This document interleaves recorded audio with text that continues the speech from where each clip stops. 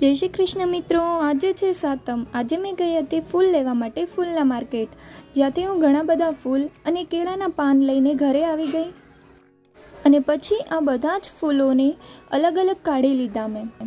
હું આ 3 પ્રકારના ફૂલ લાવી હતી, સફેદ, કેસરી અને પીળા। આપણાને તો જન્માષ્ટમીની આગળના દિવસથી જ તૈયારી કરવા માંડીએ છીએ, જે સાતમના દિવસે ફૂલનું બધું જ કામ પતાવી નાખના અને પછી કાલના આઠમના દિવસે આપણે કૃષ્ણ ભગવાનને તૈયાર કરવાના।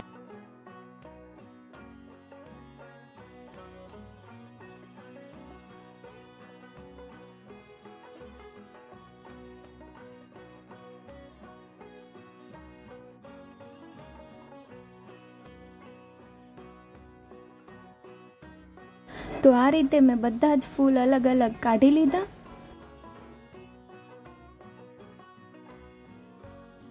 હવે મેં જન્માષ્ટમીના ડેકોરેશન માટેની તૈયારી કરવા માંડી।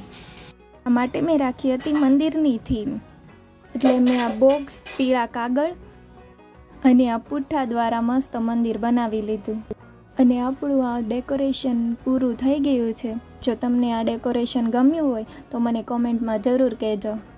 નાનકડા મંદિરની અંદર કૃષ્ણ ભગવાનને પણ બેસાડી દીધા।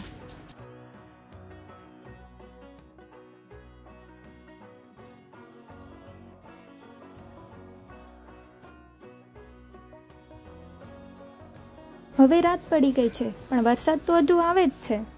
આપણે આ ફૂલોની માળા બનાવી લેશું, મંદિરે અને ઘરના દરવાજે લગાવવાની છે, જેમાં આ 3 ફૂલ અને સાથે આસોપાલવના પાન પણ નાખવાના છે।